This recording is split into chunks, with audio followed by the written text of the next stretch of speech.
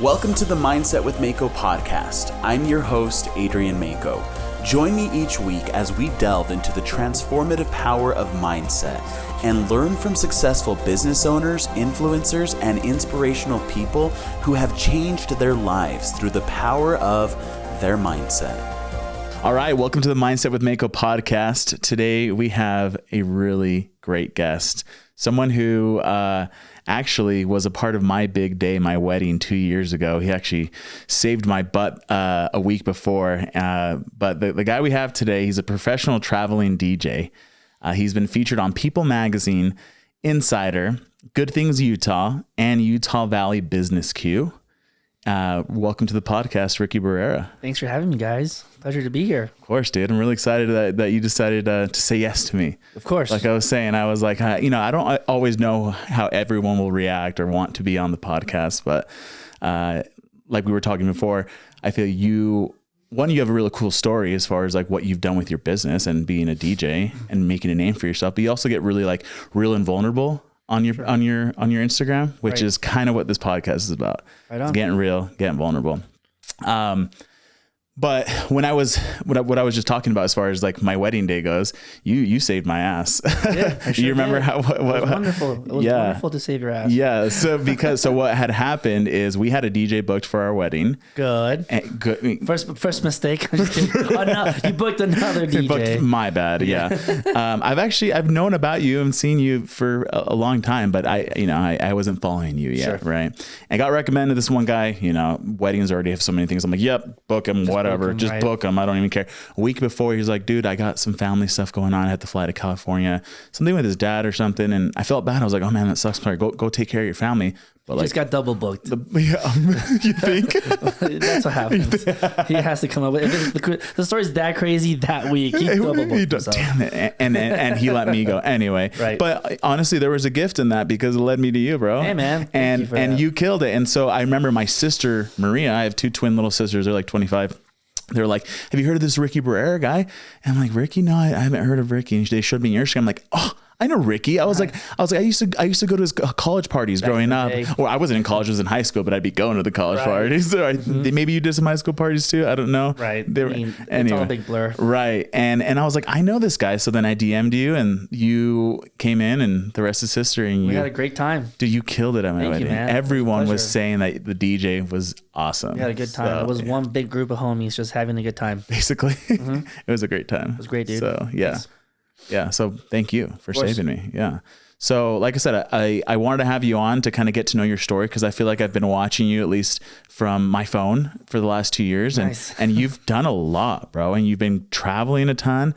And so I want to go back to as far as like when you even started to like think to become a DJ, like, what was your childhood like? What was your upbringing like? Well, that's a great question. Again, thanks for having me, man. This is awesome. And I love what you're doing. And everything is so clean and polished. I feel like this is like an IKEA.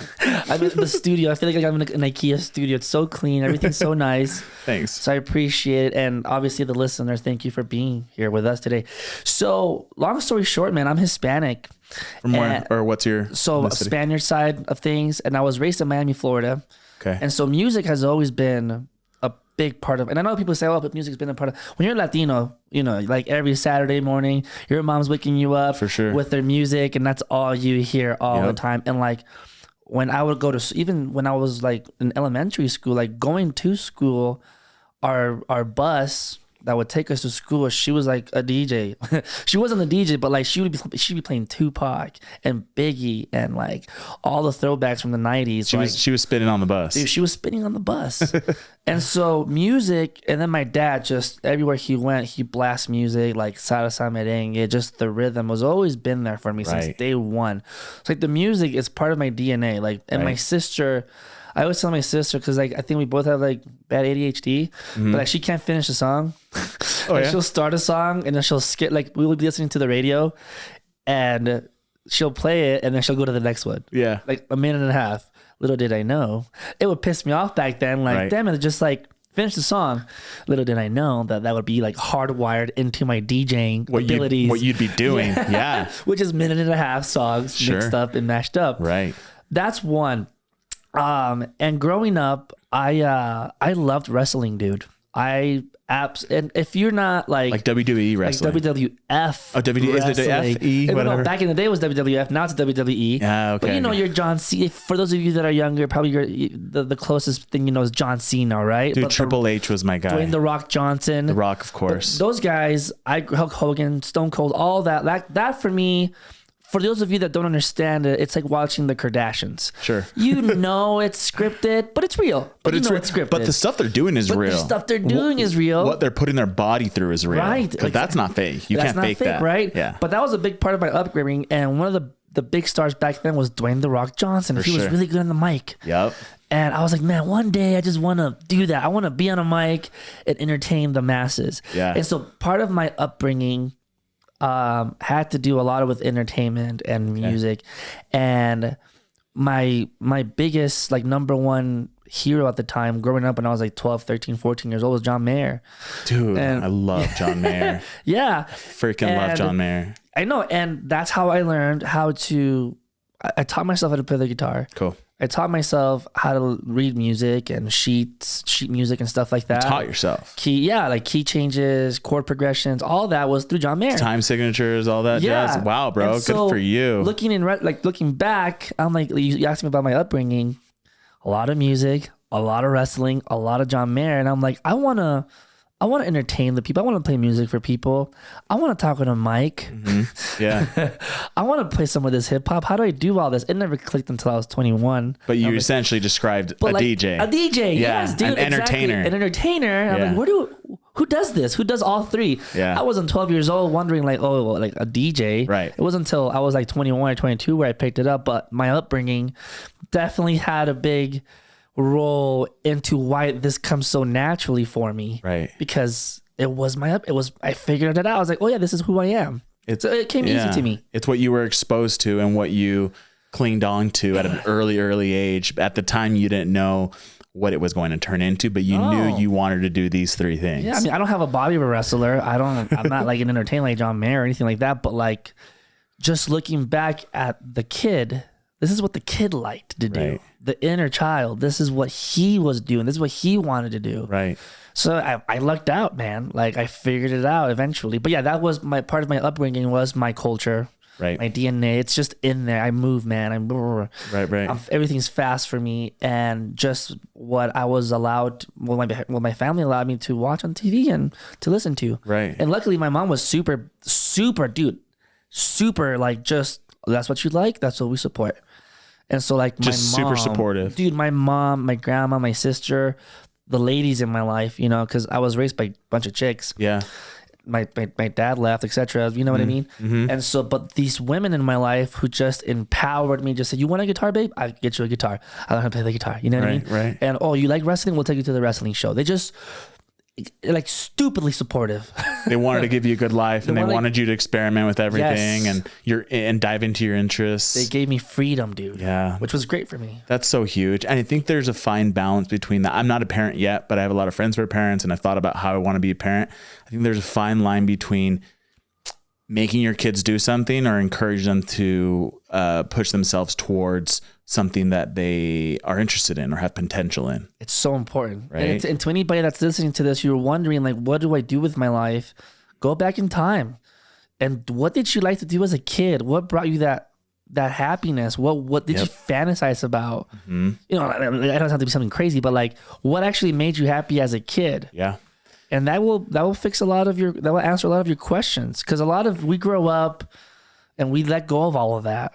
But it's usually those people that never let go of the kid that are the most successful, that are the happiest people. Like, why are you so cheerful? Man, I never grew up. Right. They don't let go of the passion and the dreams. Exactly. And I think you're totally right that if you can get a little piece of that passion that you had and recognized as that you had as a kid and put that into your adult life or into your career. Right, dude. That is where, you know, they say, if you do something you love, you never work a day in your life. And you can get a little taste of that. I don't think that's entirely true. I think you'll still work even if you love your job.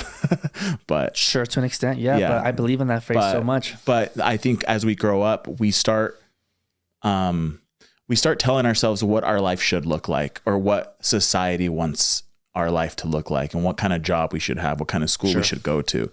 And that kind of gets rid of the dream that you had as a kid. Right. They kill it. Yeah. Dream killers, these people. Yeah, these people. They just want you to work and make them money. Right. Anyways. And I love that you recognize that. I've definitely tried to hold on to some of my passions as a kid. And I also taught myself guitar growing up. Bought myself a little guitar.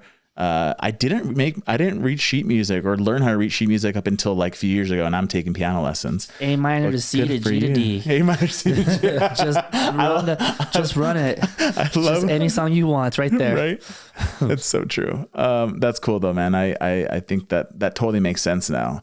And then so you see that now in hindsight, right? Right. But when did it start to come into fruition, and when did it start like fine tuning of like, I think I want to start going into DJing, or I want to take this leap and do this. So there's two go arounds with it. The first one came when I was 21. And at that point in my life, I was gun ho on finding somebody to get married, started dating. And that was my old life where I believed certain things. Because you grew up LDS, right? I grew up LDS, and I mean, no disrespect, but that's who I was. And that's part of the culture was find somebody to get married, come back from your mission, go. I met this girl. It didn't work out, obviously. It didn't work out. However, that led me to start going to a bunch of parties here in like the Utah Valley, BYU area. Yeah. And I started going to a bunch of parties. Long story short, I was like, I can do what those guys do. This is fun. I like what they're doing. Yeah. So that triggered me into downloading this software called Virtual DJ, where you just kind of DJ from your laptop. Yeah. And I started doing that, and I was like, this is super fun. And what year was that? This was 20, jeez, makes me sound old now. This is back in the day. This was years ago. This was like the early 2010s. Okay. And so we won't get specific years. That makes sense, though. I'll get specific years, though. Because 2010 is when I was a freshman in high school. And that's when I started going to your parties. Somewhere around there. Somewhere around there. It's fake. I don't know. Maybe not. But around that time, I started to just DJ everywhere I could. And then, what was your first DJ gig? Dude, my first DJ gig technically was my birthday party at the, what's it called? The Riviera in Provo. Dude, the Riviera. Where they busted the meth like lab years ago. Yeah, I remember it was that. at the clubhouse. It was for my birthday, and then technically like a Super Bowl party that we threw. Your own birthday. My own birthday. So you were spun at your own birthday. Picture of that. Yeah, I spun on my own birthday, and it was fun.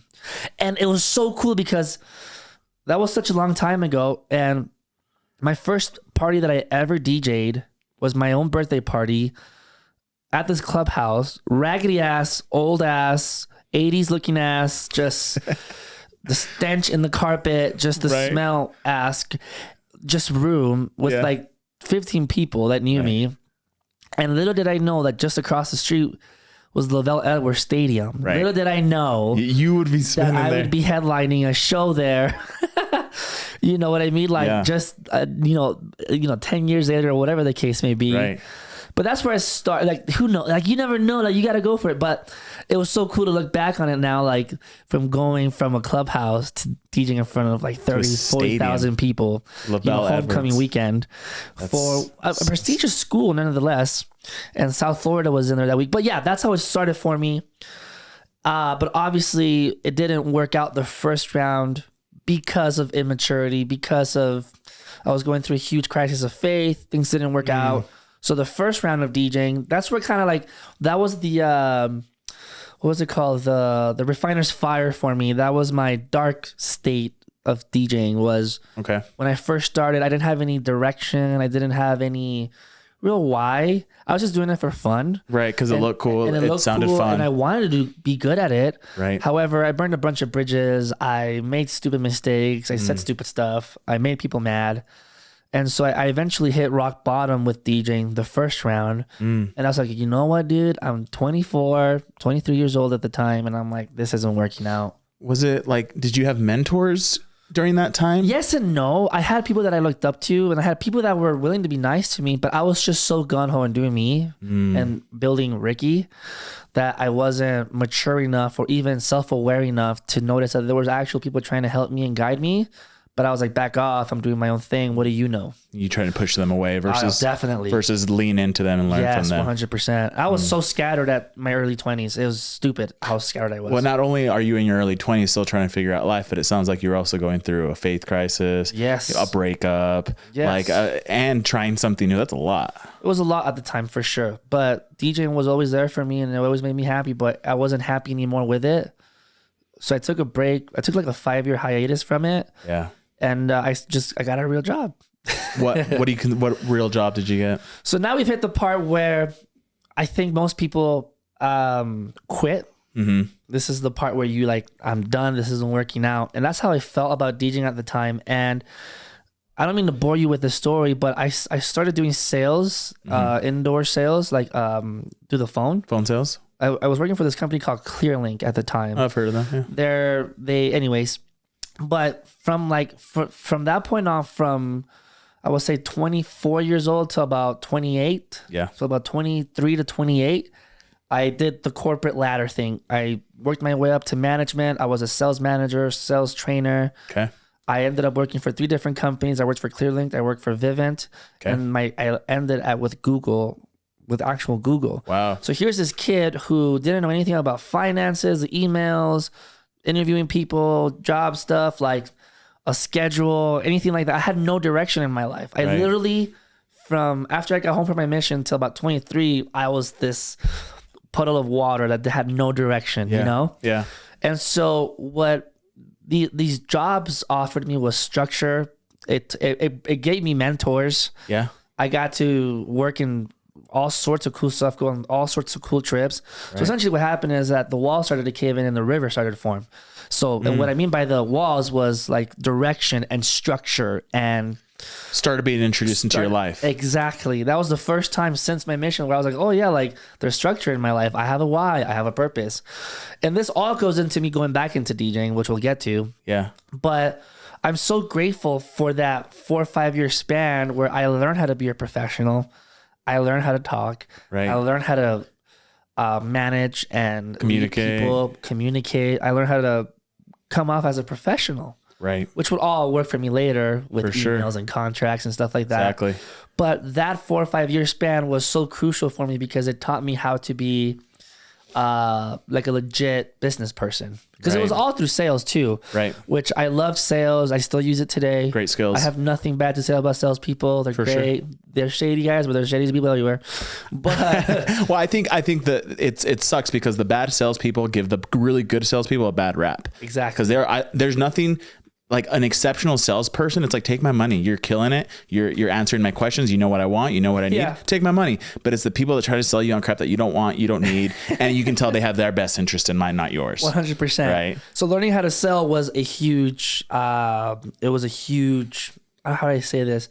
It was a great learning time for me. Right. To learn how to, and I taught myself how to, like, I came into this job.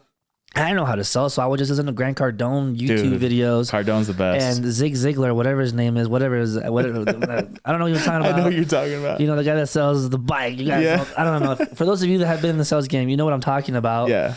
And like value over price and all that stuff. It's so important. It really is. It is. But just learning how to dress up for the job and getting up early and having breakfast and structure. Like you said. And it's interesting because I think it's structure is important, but then also too much structure can be bad. Yes. It sounds like you're early in your life had a very loose and adaptive lifestyle. Right. You are very easily adaptable to your situation, and you're good at improvising. You're good on your feet. But if you have zero structure, you're kind of, like you said, you're like just kind of all over the place, right? And it showed in my early 20s. You can ask anybody who knew me in my 21, 22, 23, they'll tell you like Ricky was all over the place. That kid did not know where he was going. You said was in front of him. Did you mention you had ADHD though?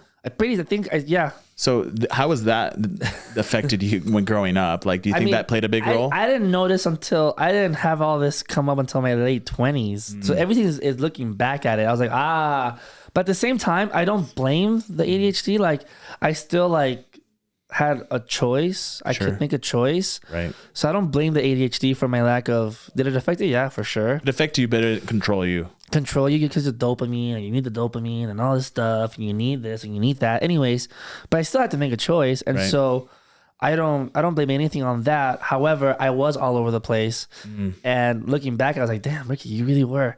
But this part of my life is a crucial part to why I'm successful now as a DJ. Yeah, because it taught me so many valuable skills that I use every day, every week, at every gig with every client that I talk to.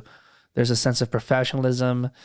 There is sales, obviously, like how do you pitch your clients, all that stuff. Right. And you go, oh, actually, we have a truck coming through. I'm just kidding. How to write an email. Control with DJing. I'm kidding. Right. But yeah, it was wonderful. And I loved my time with those 3 companies. They taught me valuable lessons I'll never forget. And it was something that it was my boot camp to professionalism and structure. Right. Which is needed. Everybody needs that. It was a huge stepping stone to then launching your own business. 100%. Right. And I don't think you would be where you are today without those jobs that you had. Not even close. Right. There was no way I'd be here today without that structure. Right. It doesn't exist. Which I think is cool. I think that's the best thing you can do. Like no matter how many jobs you change or industries you change, you can take one thing from a certain job and apply it to your next. It's like you're just always just leveling up and always growing. Right. Yes. And making your stuff better. I love that. So you gave up on DJ a little and you went into the corporate America world. But then at what point were you like, okay, I want to go back to DJing. Like this is what I want to do now. This is where it gets good. And so I never technically stopped DJing on the side. Okay. I let it go fully as my thing to make money with. Mm-hmm. But I still DJ here and there. I still do a gig, because it's kind of like riding a bike or, like a hobby. It was my hobby. Right. It wasn't a career, it was a hobby. It wasn't a car. No, there was no way. And then for a while, I think for like a year straight, I didn't DJ anything. I was like maybe a year and a half, almost 2 years probably. I wasn't really in it. Yeah. But then it started creeping up again, slowly but surely. It started making its round in my brain and what I like to do. And I think it was 2017. Where, I really started to hit it off again with it. I was like, okay, I'm getting gigs, I'm getting this, I'm getting that. Getting busier. And I eventually started I made the transition to Google, and the company that I originally started for, which was ClearLink, they made a deal with them. They're like, hey, we have a department here in Salt Lake. We can actually do this part of the work, the social media, Twitter, Instagram for your products. We can do that actually here in Salt Lake. And so they had they kind of merged. And so Google had an office literally in Salt Lake by the airport. Perfect. And I was like, yeah, I'll take that job. That sounds like a blast. Working for Google, get your own pixel. You get to say that, Get your own pixel. And so like your phone or whatever. The pixel phone. I know what you're talking about. And this is a part where it gets good because this is where I had my paradigm shift. And at this point, dude, I hate to sound toxic, but like this is when Gary Vaynerchuk was really just blowing up on YouTube. Sure. And he ended up on my feed. This is like 2017, around that ballpark, 2017, 2018. Yeah. And he's like, do you quit your job, mother effer? Go sell Forex on Amazon. You're like, okay, quit your job, bitch. Do what you want to do. Do what you want to do. And I was like, this resonates with me. And so a bunch of things just started coming together. I was like, okay, I just started this job at Google, but the pay wasn't the best. You know what I'm saying? Like, it wasn't the best. The gig started coming back up, and one gig for 2 hours was double what I was making at Google. Well, in what, like a month or something, or like a week? Oh, in a week. Oh, like okay. It was double. I was making double that at one gig. At one like party. 3 hours, and it's way more fun. So all these things started coming together, and I was like, okay, there's Google. There's DJing, and DJing's really picking back up again. I really want to do it again. I started getting gig after gig after gig. Right. And eventually I booked my dream gig, which was to headline at Insomnia at UVU, which is like the biggest Halloween party in the state. I've been to it. And I was like, I'm booking this. I'm booking all these weddings. How'd you book that? They reached out to me. Because I was getting around. Referrals? Yeah, just a guy was like, hey, I like what you're doing. Let's meet up or whatever. Hell yeah. And I interviewed for it, but I was like, my name was kind of bouncing around again because I was DJing a lot of gigs. I was DJing a lot of college parties. And things just started like that snowball just started getting bigger and bigger and bigger. Right. And I would drive to get to my job. I would have to drive by the airport every single day. Right. And every day, dude, I would look at that airport. I'm like, one day I just want to get off the exit and go out to the airport and DJ. That's what I want to do now. Right. At that point, Gary Vee got to me. I was like, I want to do what I want. I'm not making a whole lot of money at Google. It's secure, but it's not cool. Right. And I was like, one day I just want to get off the damn exit and I want to DJ. Yeah. That's what I want to do. I want to travel the country and DJ and just do what I love.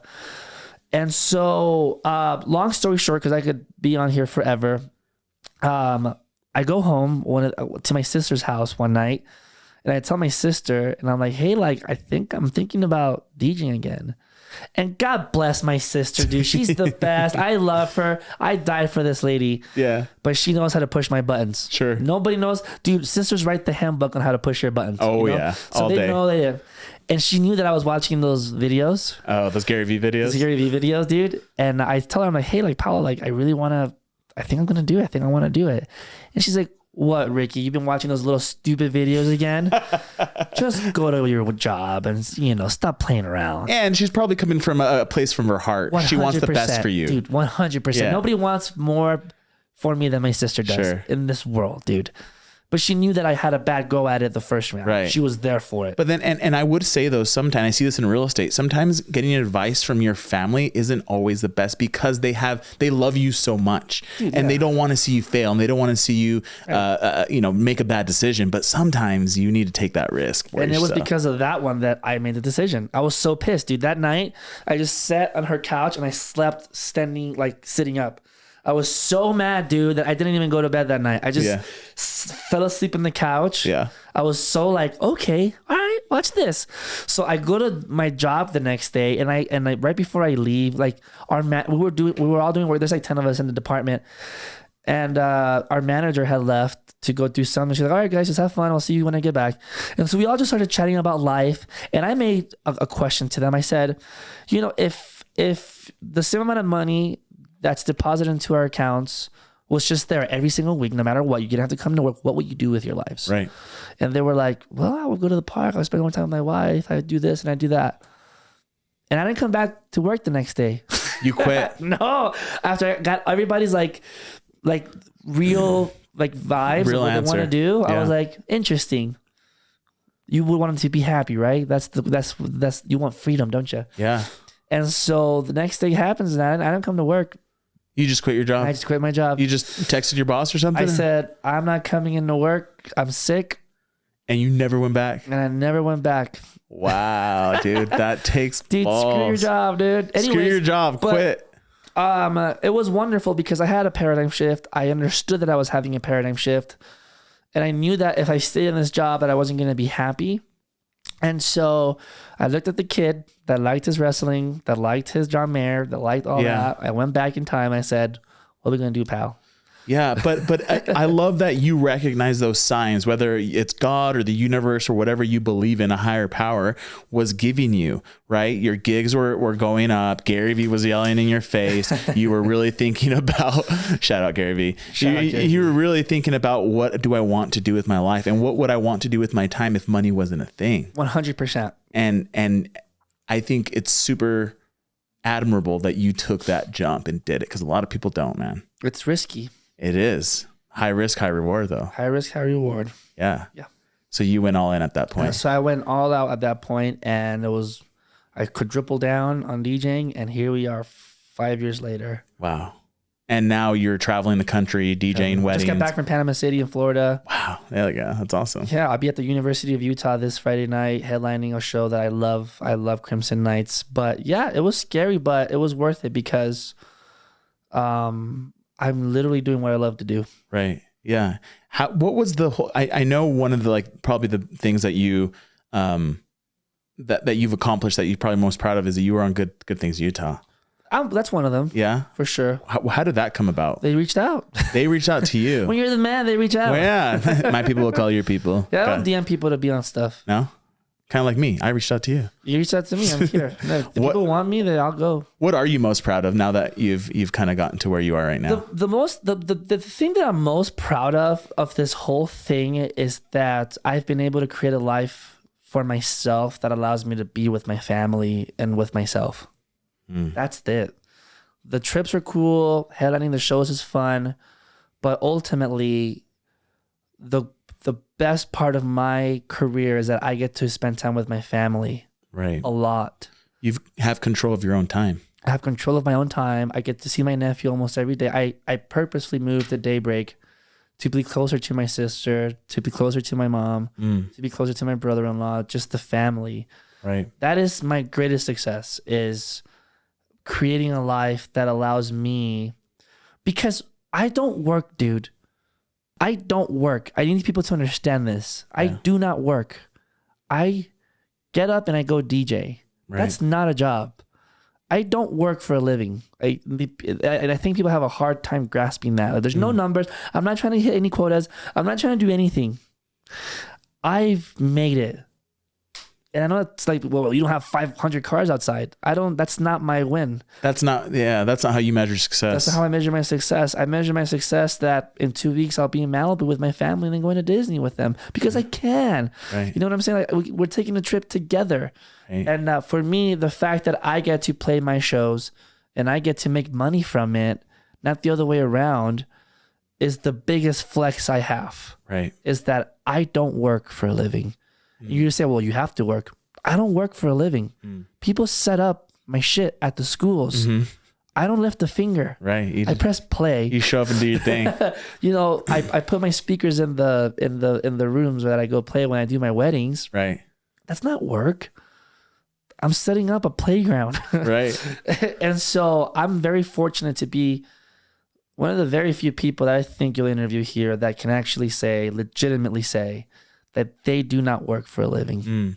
Well, I think what it is too is that you've created, what you wanted out of life, what you wanted to spend your time doing, and you've found something to give you that freedom to do those things that you're most passionate about. 100%. Spending time with your family, yes. Music, entertaining, yes. Making people feel good. Yes. And so that's why, kind of going back to that thing I said, is if you find something you're passionate about, you won't work a day in your life. You don't work. Won't. And mind you have to work your ass off to get to that point, right? Sure. There's a period of time there where it's like the Rocky montage where he's like getting ready and like chopping down trees and like doing the hard work. That's a very real thing that you have to go through, However, the output at the end of that is incredibly rewarding. Right. Right. And I'm still working, and I enjoy working. It's not something that's why it's so easy for me, guys. I enjoy working. I love getting my hands dirty. I love doing things like that. Like, don't get me wrong. However, what I work at is my passion. Right. And speaking of that, because I'm sure Ricky in 2010, when he first started, to Ricky now, different set of skills, different taste in music, probably. Yeah. What do you do now to push yourself creatively at shows or when you're mixing? I go to therapy. Okay. And what does that do for you?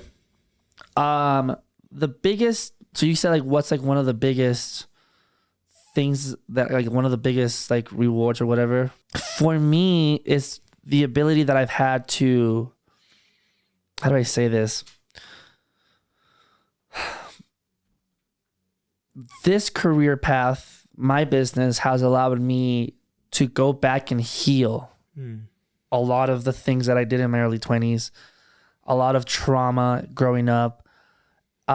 It's giving me the ability to spend time with a therapist, to seek professional help, to get medicated if needed. I didn't know that I had sleep apnea. And so I was just treated for that. And I wear like a little CPAP machine on my nose. Yeah. To go to sleep. And so one of the biggest flexes, I guess you can say, is not the trips or whatever. It's the fact that it's allowed me to take care of yourself, to take care of myself, which allows me to produce and to be creative. Because at the end of the day, my output as a DJ is a result of how I'm living my life. Right. And so as men, we're not really taught how to do that. We're not really taught how to heal. We're not really taught how to have compassion with ourselves. And ultimately, I feel like we've been lied to when it comes to what success looks like. Totally. For a man. Yep. Like for a man, what does success look like in here in this little bubble that we live in Utah County, right? Oh, you got to drive the Tesla. You got to have the house up in Alpine. You got to have the 3-4 pest control companies that you sold off, or bunch the of real kids. estate company. Yeah. You all have 34 Airbnbs all throughout. Sure. That's what you're taught, and all your kids are taken care of. Like, if you're not meeting those needs, then you're not successful. And so, well, to them, that's the lie. And that I'm saying it this way because that's what I see. Yeah. In the Wasatch Front, there's this like vanity. It's but the Joneses. The Joneses, but like, dude, like freaking the Smiths. I guess I don't know the Smiths. The freaking. You know what I mean? And I know so what you like, it's a huge. It's sad to see that. And so for me to know that I won because I love myself, and to know that I won because I've healed the inner child.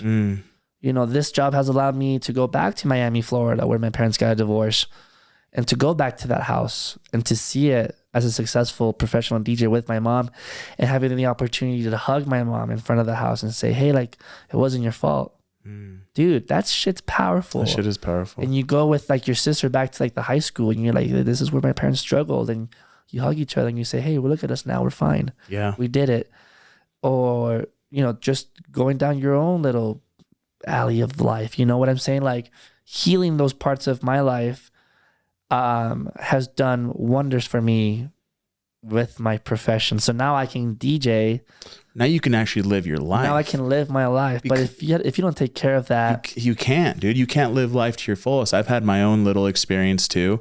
Been in therapy for about a little over a year now. Best. And it's something that for me, I felt like I couldn't live my life to my full potential because I hadn't gone back and healed from my childhood trauma. And a lot of people, you know, one saying that I don't agree with all the time is time heals all wounds. It doesn't. It doesn't.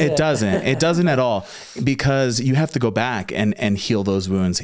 Moving on isn't the solution. Moving on is the next step. Right. Once you heal, it's time to move on. 100%. Because you also can't keep tapping back into the past, because that can just keep putting you back, right? But you have to be able to heal and then move on. You can't just move on and expect it to never resurface, because it will. 100%. It will, and it'll show in how you sell. It'll show. It'll show what you prioritize as important. You know, like if you're just money hungry, it's gonna show when you sell, because you're gonna look desperate.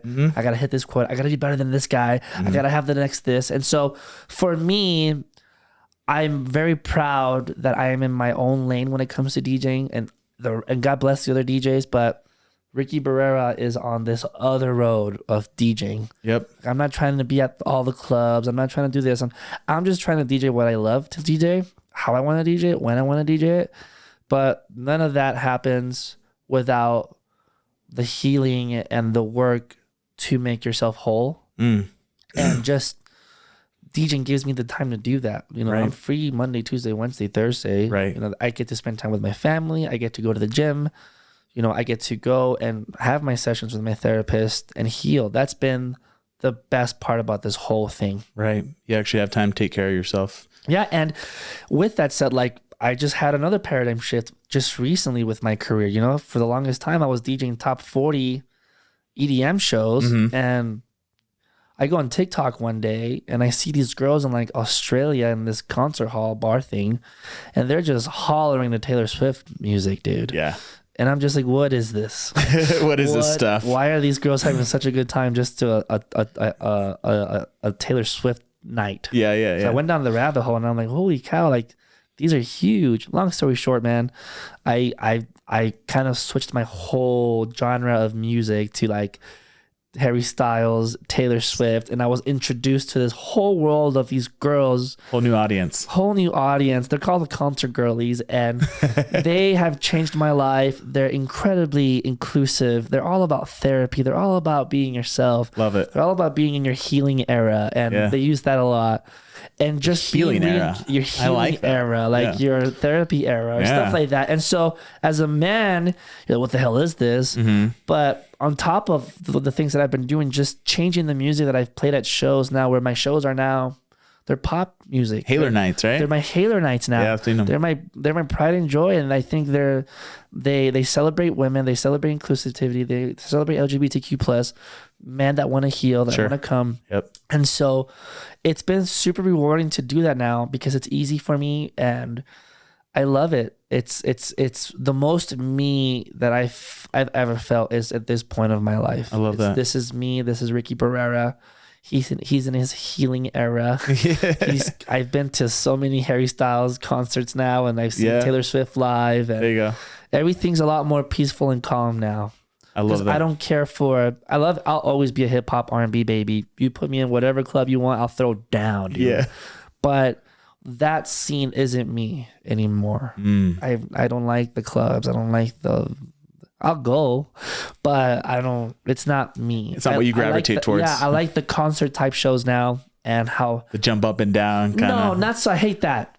Travis Scott concert. No, not mosh pit. No, okay, but like I've seen your girlies just people singing like a regular concert. Yeah. Don't mosh. I've seen you be vocal about that. Yeah, and it's bad. Anyways, but that's where, just as we wrap up here, my biggest flex is that I've been able to find peace in my life. I've been able to calm down, and I've been able to really heal myself. And because I've been able to heal myself through therapy, I'll end with this. One of like the biggest lessons that I've learned through this whole entire experience, if you can fast forward to this part of the podcast, sure, is that one of the most important things you'll ever do as in your career as a man, whatever you're doing, is admitting when you're wrong. And that was like the biggest lesson for me throughout this whole thing was, Ricky, you're wrong. That's not the right way to do it, dude. And that's a hard pill to swallow when you're the man. Because men are prideful. when you're the man in your field, right? If you're the Jimmy Rex, shout out to Jimmy Rex. You know what I'm saying? If you're the Gary Vee of speaking, you know what I'm saying? When you're the man in your given field, at least one of them, which is, I can confidently say that about myself. Sure. It's hard when you fuck up, dude. Yeah. But through maturity and through healing and through calming down, I've been able to sit down with people and say, hey, what did I do wrong there? And you don't ask the yes people. You ask the people that make fun of you. Well, the people that'll keep it real with you. Yeah, they'll be like your sister. Not the ones that blow smoke up your ass. Yeah, exactly. You talk to them, you call them and you say, dude, I feel like I went completely wrong. Can you just give it to me straight, please? Well, that I think is what's the difference between a real friend and just a good friend. 100%. A real friend calls you on your shit. Yeah, and your real friends don't care. And they don't care what you're doing. No. They just know that you fucked up. Yep. And that's, for me, kind of like the cherry on top to this whole thing was, I was wrong when I was 21. I probably shouldn't have done it that way. You know what I mean? Like, my approach and just admitting it. Like, I shouldn't have done that. Yeah, I probably shouldn't have made that business decision. That was a bad decision. And then you assess and then you build back up. And that's the beautiful part, because every time I do that, I come back 10 times better, because I have feedback from my family. Right. I have feedback from my friends who love me, but you see, and you're not in your high horse anymore. Right. And you humble yourself. Exactly. You have to humble yourself, and you have to admit when you're wrong. And this goes when you're if it's with your wife, with your kids, with your whatever it is. And we do it a lot. But when you take a step back, you take a deep breath, and you say, yeah, I was wrong. What can I do to be better? Dude, that's the big one. That's the life changer right there. That's the life changer right there. I love that, man. I love that. Well, I appreciate you being on here, man, getting vulnerable, getting real. Yeah, man. Giving us the real stuff that a lot of people, I feel like especially men, don't open up about and talk about all the time. Right on. But we need to. And that was one of the reasons I started this podcast, is to have these conversations. Because for me personally, conversations like this, real, deep, and authentic conversation, is what's helped me heal. So if one person can listen to this and be inspired, or be inspired to just open up to someone or talk to someone about something, it's totally worth it. 100%. If man can teach other men how to heal, then life will be better for everybody else. The world. Men are so intense and they're so crazy with their emotions. If we could just teach men how to like just calm down, take it easy, breathe. Emotional intelligence, and just take it easy. Listen to your people, relax, humble yourselves, be corrected, take the time to take care of yourself. Then things will just work out on their own. Love it. But you still gotta have that dog. You still gotta have that dog. If you don't got that dog, it's true. You still gotta have the dog. You gotta still have that dog. Yeah, that drive, that motivator. Yep. Awesome, brother. Well, thanks for being here today, man. I appreciate you. For sure. Thanks, guys. Thanks for listening to the Mindset with Maco podcast, sponsored by Maco Real Estate LLC.